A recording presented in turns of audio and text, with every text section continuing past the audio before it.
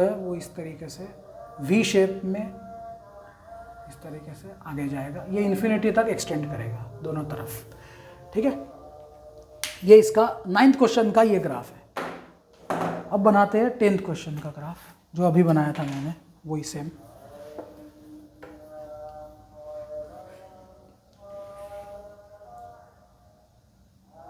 इसका positive part ही लेना है हमको, तो इसलिए इस तरफ बना रहा हूँ मैं।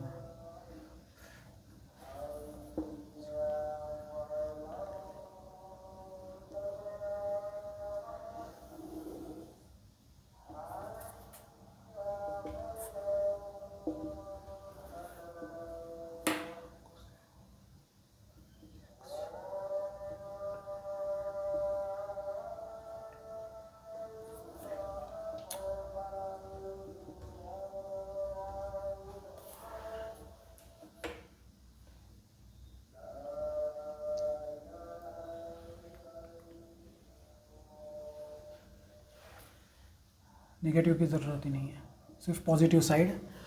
ओके, ये 0, इसका जो ग्राफ है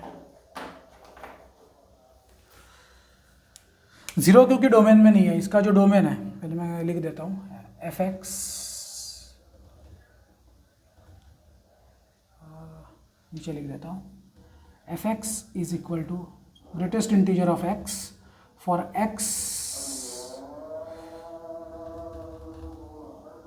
0 less than x less than 3। इसको हम ओपन इंटरवल भी लिख सकते हैं, x belongs to open interval 0,3, ये भी लिख सकते हैं। ठीक है, इसका जो ग्राफ है वो 1 तक ये होगा, फिर 1 पे एक ओपन सर्कल,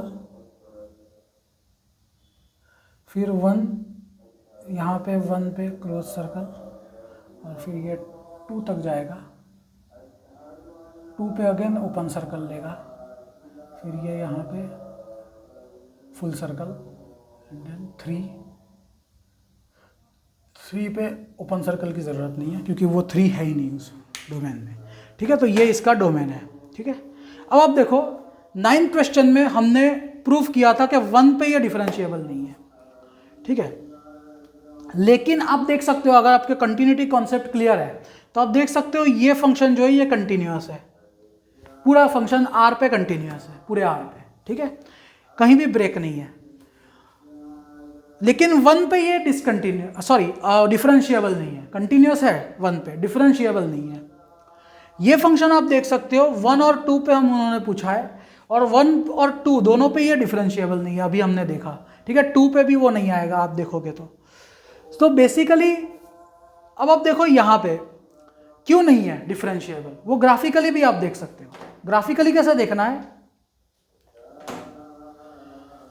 जैसे कोई भी एक शार्प कॉर्नर है यहाँ पे, आप देखते हो ग्राफ के अंदर एक शार्प कॉर्नर है। ठीक है, शार्प कॉर्नर मतलब जैसे ये 2 ग्राफ है, जैसे एक ग्राफ है ये, इसमें कोई भी शार्प कॉर्नर नहीं है, लेकिन एक अगर मैं दूसरा ग्राफ बनाऊं इसी के जैसा, अब आप देखो यहाँ पे स्मूथ कॉर्नर है लेकिन शार्प कॉर्नर यहाँ पे है। अब शार्प कॉर्नर में क्या होता है, बेसिकली डिफरेंशिएबिलिटी मतलब डेरिवेटिव एग्जिस्ट करता या नहीं करता, ये उसकी डिफरेंशिएबिलिटी बताती है। और डेरिवेटिव कब एग्जिस्ट करता है, जब किसी पॉइंट पे एक ही tangent, one and only one tangent exist करता हो।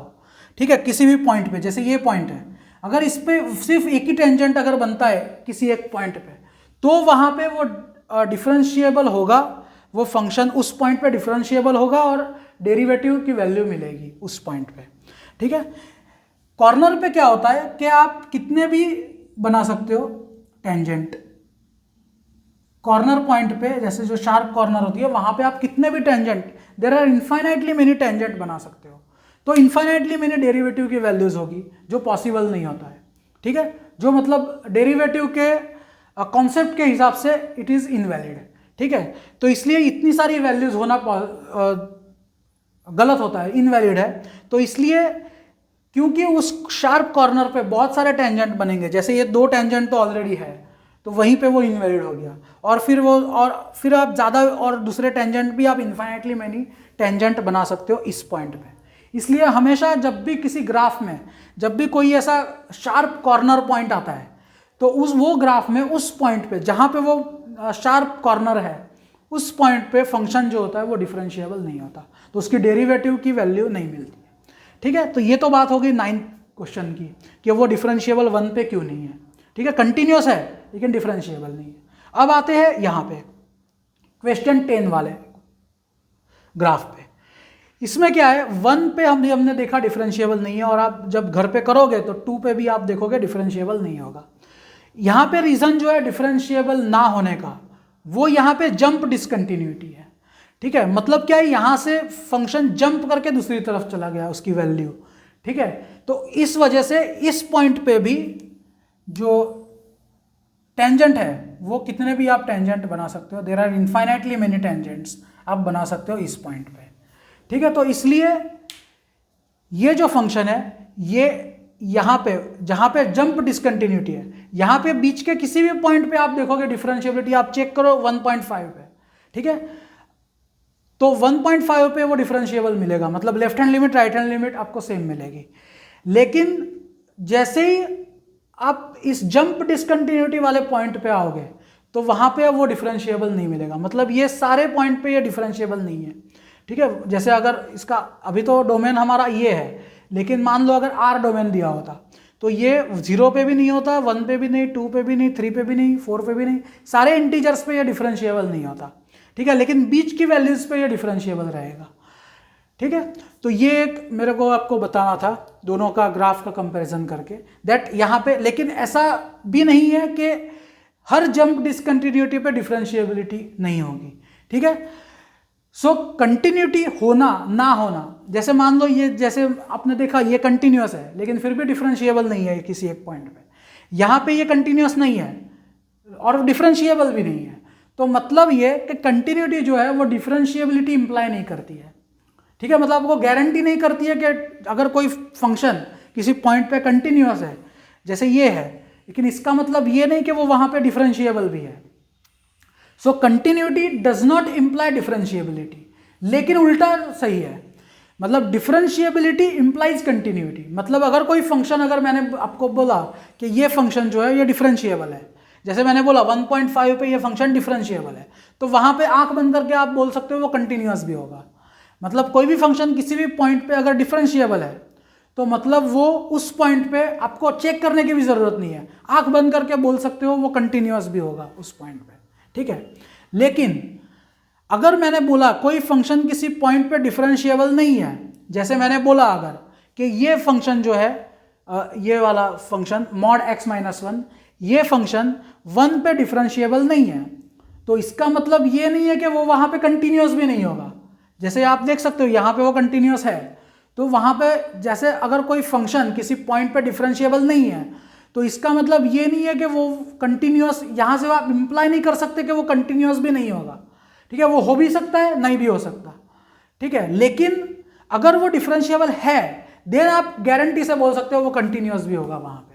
और continuity does not imply differentiability, मतलब अगर कोई फंक्शन किसी पॉइंट पे कंटिन्यूअस है तो इसका ये मतलब नहीं है वो डिफरेंशिएबल है। ठीक है, सो आई होप आपको ये डिफरेंशिएबिलिटी का कॉन्सेप्ट क्लियर हो गया होगा। ओके, एक और क्वेश्चन पूछा था मैंने लास्ट वीडियो में, जो 9th क्वेश्चन वाला जो वीडियो है उसके अंदर एक और सवाल पूछा था कि हमारी जो नॉर्मल लिमिट होती है और ये लिमिट जो हम डेरिवेटिव डिफरेंशिएबिलिटी प्रूव करने के लिए जो लिमिट यूज़ करते हैं, दोनों लिमिट में क्या डिफरेंस है, तो अब वो देखते हैं। ठीक है, आई होप ये ग्राफ वाला आपको क्लियर हो गया होगा। अगर आपको कुछ बनाना है तो बना सकते हो पॉज करके।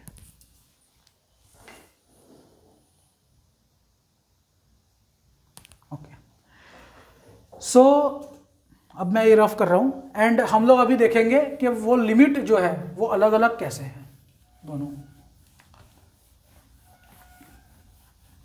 किस रिस्पेक्ट में दोनों लिमिट्स जो है वो अलग अलग है।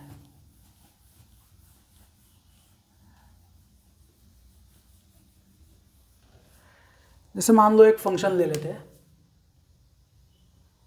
f(x) इज इक्वल टू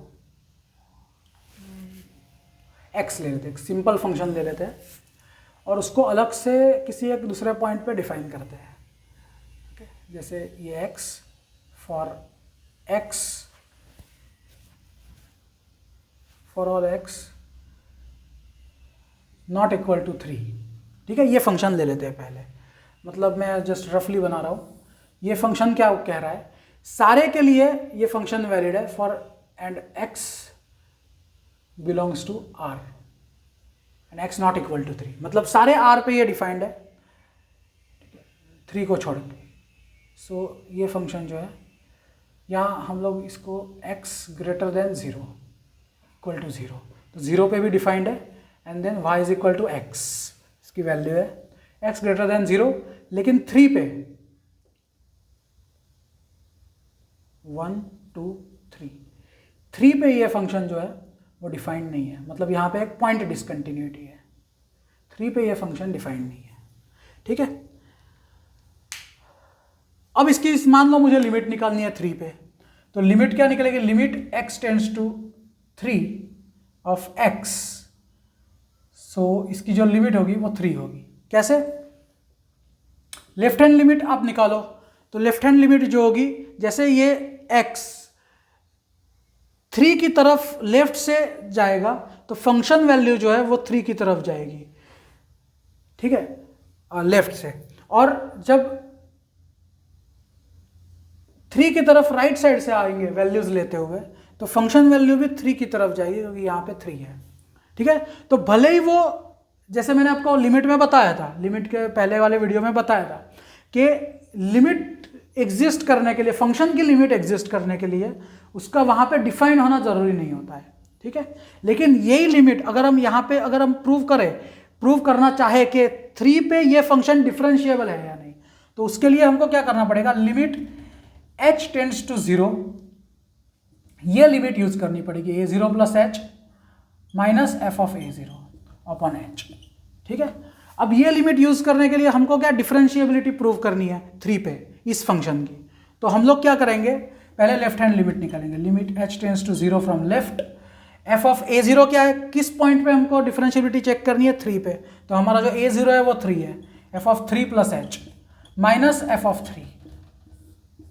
अब यहाँ पे आके फंस गए। ठीक है, क्यों फंस गए, बिकॉज ये लिमिट आगे एग्जिस्ट करने के लिए आपको ये सॉल्व करना पड़ेगा, और इसके लिए एफ ऑफ 3 आपको चाहिए।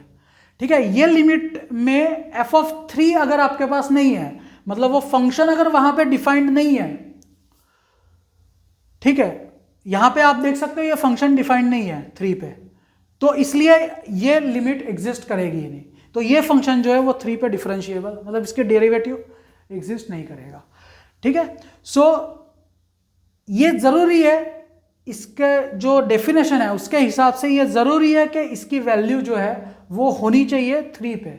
ठीक है, भले कोई भी वैल्यू हो, 3 पे इसकी वैल्यू एग्जिस्ट करनी चाहिए। अगर 3 पे मतलब किसी भी पॉइंट पे, जिस पॉइंट पे आपको डिफरेंशिएबिलिटी चेक करनी है उस पॉइंट पे उसकी वैल्यू एग्जिस्ट करना जरूरी है, तो ही आप ये लिमिट निकाल सकते हो। ठीक है, तो ये डिफरेंस है नॉर्मल लिमिट में और ये वाली लिमिट में। ये स्पेशल लिमिट जिसको हम डेरिवेटिव भी बोलते हैं, उसमें ये डिफरेंस है दैट, क्योंकि इसके अंदर हमको वो फंक्शन की वैल्यू भी रखनी होती है और फिर उसको सिंप्लीफाई करना होता है, तो इसलिए वो फंक्शन की वैल्यू कहीं ना कहीं डिफाइंड होना जरूरी है। कहीं और भी हो सकती है, जैसे यहाँ पे भी डिफाइंड हो सकती है वो वैल्यू। ठीक है, तो हम आगे कर सकते हैं इसको, लेकिन अगर इस तरह से अगर डिफाइंड है कोई वैल्यू, फिर भी ये फंक्शन जो है वो डिफरेंशिएबल नहीं रहेगा। ठीक है, सो पॉइंट डिसकंटिन्यूटी में ये एक चीज़ होती है दैट दोनों मतलब लिमिट का जो डिफरेंस है वो ये है कि ये लिमिट में आपको वो फंक्शन वहाँ पे डिफाइंड होना ज़रूरी नहीं होता, लेकिन इसमें क्योंकि इसमें हमको उसकी वैल्यू रखनी होती है यहाँ पे, तो इसलिए जिस पॉइंट पे डिफरेंशिएबिलिटी चेक करें वहाँ पे वो फंक्शन डिफाइंड होना ज़रूरी है। ठीक है, ये एक डिफरेंस है नॉर्मल लिमिट और ये डेरिवेटिव वाली लिमिट में। ठीक है, तो आई होप आपको क्लियर हो गया होगा। ओके, सो नेक्स्ट वीडियो में हम लोग मिलेंगे किसी और चैप्टर का या फिर इसी चैप्टर का। मैं देखता हूँ कोई अगर ऐसा सम है कि जो प्रॉब्लम स्टूडेंट्स को बहुत प्रॉब्लम होता है उसमें, तो वो हम सम लेंगे। ठीक है, तो तब तक के लिए आज के वीडियो में इतना ही, तब तक के लिए थैंक यू।